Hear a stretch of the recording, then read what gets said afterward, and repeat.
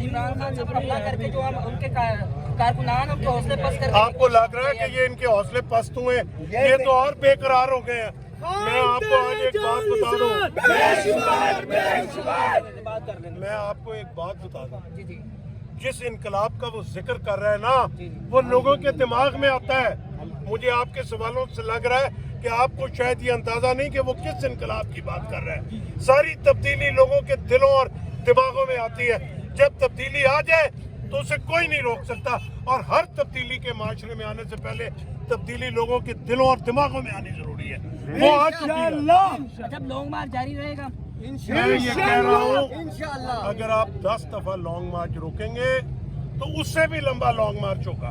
वो लॉन्ग मार्च रोक ही नहीं सकते ये लोग, अल्लाह की मेहरबानी से। तारीख और लंबी हो जाएगी, मगर उसकी सेहतयाबी के बाद इससे भी बड़ा एहतजाज होगा। इमरान खान एक नजरिए का नाम बन चुका है, और ये इतने बड़े नजरिए का नाम बन चुका है कि शायद मोहम्मद अली जिन्ना के बाद इतना बड़ा नाम इस सरजमीन में सियासत की फील्ड में किसी ने पैदा नहीं किया।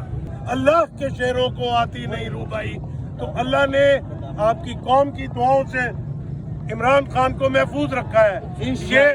ये खराश उसकी जिंदगी और उसके मिशन को और मुस्तहकम कर देगी। जिस इमरान खान को मैं जानता हूँ, मैं आपको यकीन से कह सकता हूँ कि वो बिल्कुल पीछे हटने वाली चीज नहीं है। और वो अगर उसके साथ लोग हों या ना हो, उसने कभी अपनी जंग के अंदर अपना अलम नीचे गिरने नहीं दिया। ये तो नाज़रीन, यहाँ पर जो है कारकुनान पहले से ज्यादा सरगर्म हो गए और खान की मोहब्बत में बाहर निकल आए हैं।